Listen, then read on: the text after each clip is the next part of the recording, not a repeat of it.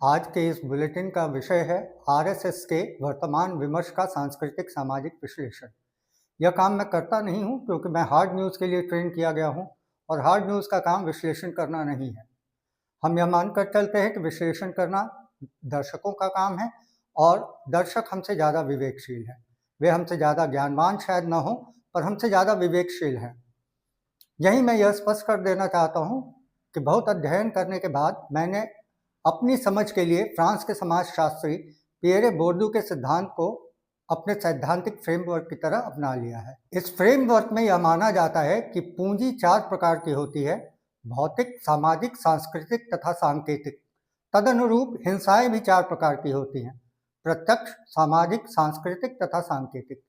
किसी भी देश अथवा भौगोलिक इकाई का प्रभुत्व वाला समुदाय इन्हीं हिंसाओं की मदद से सांस्कृतिक प्रजनन करता रहता है। पेशे से मैं अब एक संस्कृति मानव शास्त्री हूँ और एक विकास अर्थशास्त्री हूँ। हालांकि पहले एक पत्रकार हुआ करता था। जब पत्रकार था तब भी बहुत ज़्यादा प्रश्न नहीं पूछता था। ज़्यादातर मैं लोगों के प्रश्नों के उत्तर दिया करता था। यदि मेरे पत्रकार और अकादमिक होने पर किसी को गुरेज हो तो चलिए मैं अपनी हिंदू संस्कृति, सामाजिक संस्कृति, सांस्कृतिक पहचान बता ही देता हूँ। मैं पराशर गोत्रीय श्री संप्रदाय का रामानुजाचार्य की शिष्य परंपरा का ब्राह्मण हूँ। गुरुवर ब्रह्मलीन श्री विश्वक्सेनाचार्य का शिष्य हूँ। सरयूपारीय ब्राह्मण हूँ और यह आइडेंटिटी मैं धारण करता हूँ। मतलब मैं कर्मकांडी ब्राह्मण होने के बावजूद मार्क्सवादी हूँ और यह बस भारत में ही संभव है।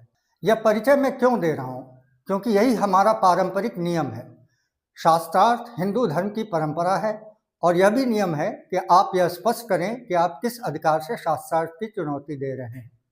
तो परंपरा का निर्वाह मैंने किया और अपेक्षा करता हूं कि जो भी ब्राह्मण हैं वे शास्त्रार्थ की परंपरा का अनुशीलन करेंगे। आप हिंदू धर्म में यह तो कह ही नहीं सकते कि मैं जवाब ही नहीं दूंगा। चलिए आप मुझे नचिकेता मान लीजिए और खुद को यम, पर प्रश्नों का उत्तर तो आपको देना ही होगा। जब यम ने परंपरा का उल्लंघन नहीं किया तो आपकी तो हैसियत ही क्या है? जो ब्राह्मण यम से नहीं डरा, कभी नहीं डरा, वह आपसे क्या डरेगा? चंद्रशेखर तिवारी याद है आपको? चलिए मैं ही याद दिला देता हूं। चंद्रशेखर तिवारी मोतीलाल नेहरू के जनाजे में शामिल होने प्रयागराज गए। जनाजा शब्द से यदि आपत्ति हो तो आप अंत्येष्टि कह लीजिए। क्यों गए?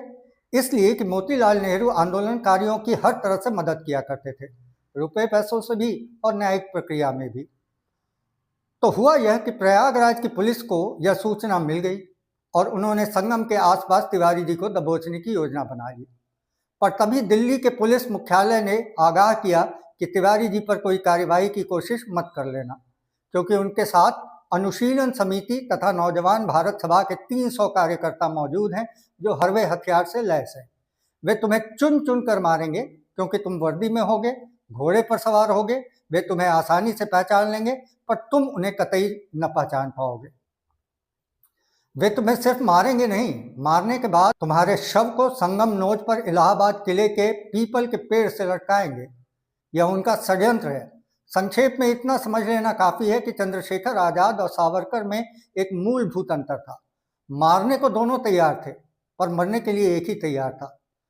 मुझे किसी के माफी मांगने से कोई गुरेज नहीं है, क्योंकि हत्या के प्रायश्चित का हिंदू धर्म में शास्त्रीय विधान है।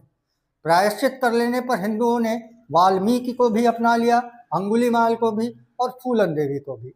दर्शक बस एक बात और समझ लें, संघ में शामिल होने के लिए लोग मंगल ग्रह से नहीं आए थे। कांग्रेसी ही हिंदू महासभा में भी थे, कम्युनिस्ट पार्टी में भी थे, किसान सभा में भी थे, हिंदुस्तान रिपब्लिकन आर्मी में भी थे और आजाद हिंद फौज में भी। मौली चंद्र शर्मा याद हैं आपको? जनसंघ के संस्थापक थे जो पहले कांग्रेस में भी थे। 1954 में वापस कांग्रेस में चले गए। खुद श्यामा प्रसाद मुखर्जी पहले कांग्रेस में थे। बात समझ में नहीं आई? मेरे परिवार ने ही बनारस हिंदू विश्वविद्यालय के लिए भी जमीन दान किया और सरस्वती शिशु मंदिर के लिए भी, जबकि मेरे दादाजी अखिल भारतीय रेलवे मेंस कांग्रेस के उपाध्यक्ष थे और हमारे विधायक श्री सरजू पांडे कम्युनिस्ट थे और हम उनके वोटर और समर्थक दोनों थे। हिंदुस्तान समझ में आ रहा है? नहीं आ रहा होगा, कभी समझ में नहीं आएगा। अब चलो मुद्दे पर आते हैं। तुम कहते हो तुम्हारा संगठन गुरु दक्षिणा पर चलता है। यह संभव ही नहीं है। गुरु दक्षिणा का शास्त्रीय विधान यह है कि वह जीवन में बस एक ही बार लिया जा सकता है, जब शिष्य गुरुकुल छोड़ रहा हो। यह एक प्रकार की परीक्षा होती थी जिसे मनोवैज्ञानिक रूप से सरल बनाने के लिए गुरु दक्षिणा का नाम दे दिया गया था। जो हर साल लिया जाए उसे दक्षिणा नहीं, दान कहते हैं। लेकिन दान के भी अपने अलग शास्त्रीय विधान है। मतलब एक विधान तो यही है कि जो दान लेगा वह दान देगा भी, ये नहीं कि उसे स्विस बैंक में भेज देगा। जो कर्ज लेगा वह ब्याज देगा, जो कर लेगा वह सुरक्षा देगा। इसी प्रकार जो दान लेगा वह दान देगा भी, यह विधान है। इसी प्रकार हर व्यक्ति गुरु नहीं बन सकता। विश्वास नहीं होता तो जाकर लक्ष्मी नारायण त्रिपाठी जी से पूछ लो। अरे वही किन्नर अखाड़े की महामंडलेश्वर। गुरु बनने के लिए अलग कायदे कानून है। संघ थोड़े ही है कि किसी को भी उठाकर सरसंघ चालक बना दिया। अब बात करते हैं निबंधन, पंजीयन या कह लो रजिस्ट्रेशन की। तुम कहते हो हिंदू धर्म निबंधित नहीं है। किसने कह दिया तुमसे? तुम्हारा हर अखाड़ा, हर मठ, हर मंदिर, यहाँ तक कि चारों धाम निबंधित हैं। आज से नहीं, अंग्रेजों के जमाने से। बिना धार्मिक संगठनों के कोई धर्म आज तक स्थापित हो पाया है? और किसे कहते हो हिंदू धर्म? हाँ, थे कुछ लोग जो निबंधित नहीं थे, जैसे कि देवदासियां, कलावंतुलु, जोगिनियां, बसवियां और भी होंगी शायद। इन्हें आज़ादी के बाद बैन कर दिया गया। तुम्हारी 5000 साल पुरानी सांस्कृतिक निकृष्टतम और अपंजीकृत निशानियों को हमने मिटा दिया। ऐसा करना पड़ता है क्योंकि धर्म को भी देश काल के हिसाब से ही चलना पड़ता है। आज के विमर्श में इतना ही। कल फिर मिलेंगे नए विमर्श के साथ। धन्यवाद।